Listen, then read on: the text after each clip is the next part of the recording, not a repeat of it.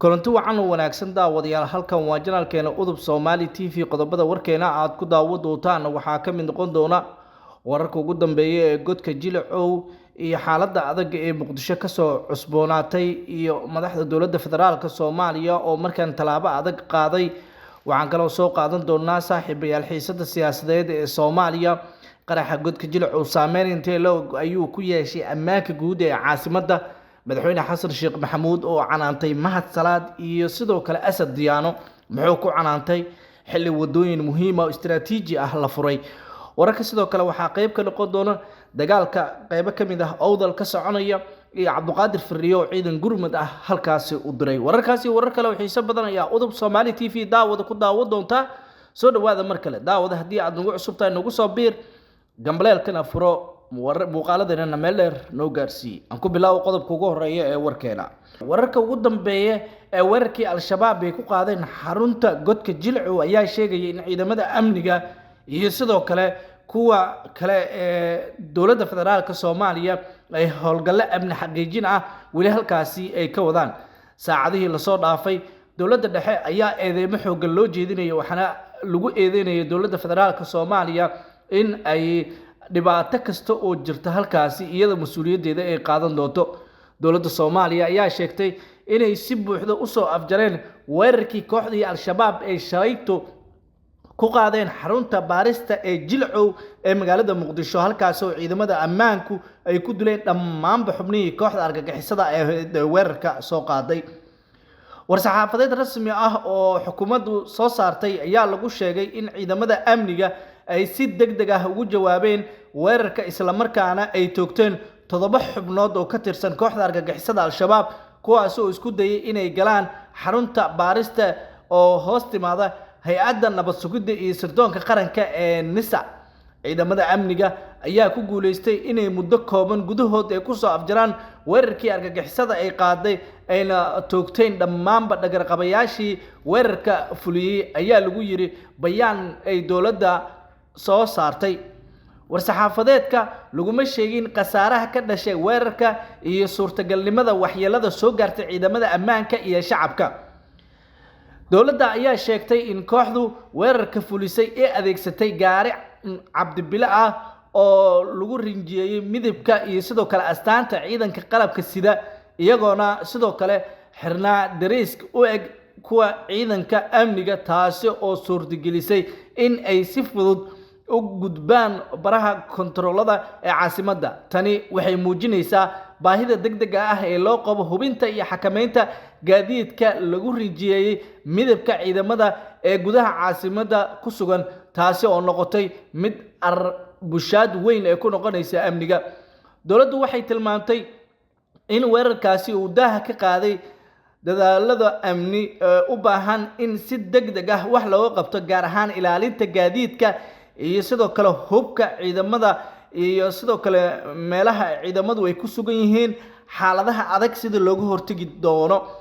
xukuumadda ayaa sheegtay in weerarkii sabtidii dhacay uu ahaa mid ay kooxda al-shabaab ugu jawaabaysay guulihii ciidamadu ay ka gaareen gobolada koonfureed gaar ahaan gobolka Shabeellada Hoose halkaas oo ciidamada dawladda iyo sidoo kale saaxiibada caalamiga ah ay shalayto ka xoreeyeen deegaanka Owdhiigle Raqayle Sangar iyo sidoo kale Malabo dhammaantoodba oo ahaa deegaano istiraatiiji ah oo maleeshiyadu ay ku sugnaayeen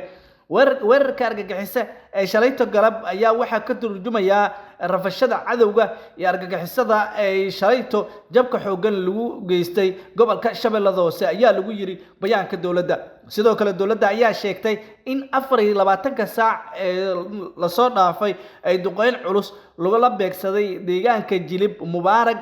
Ugunji iyo sidoo kale Kuunye Barrow lagu dilay horjoogayaal waaweyn oo ka tirsan kooxda qawaarijta al-shabaab kuwaas oo ay kamid yihiin saraakiil sarsare oo amniyaad ah iyo sidoo kale kuwa qaraxyo u qaabilsanaa kooxda maleeshiyada argagixisada al-shabaab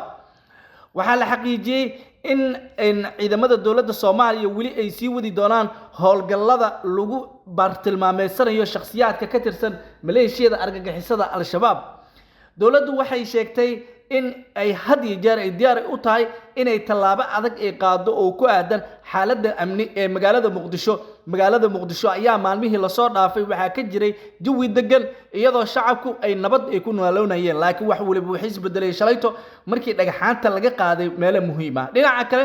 madaxweyne xasan sheekh maxamuud ayaa canaan kala dul dhacay asad cismaan diyaano iyo sidoo kale mahad maxamed salaad labadan shakhsi waa taliyaha hay'adda nabad sugidda iyo sirdoonka qaranka Soomaaliya iyo taliyaha ciidanka booliska sidoo kale madaxweyne xasan sheekh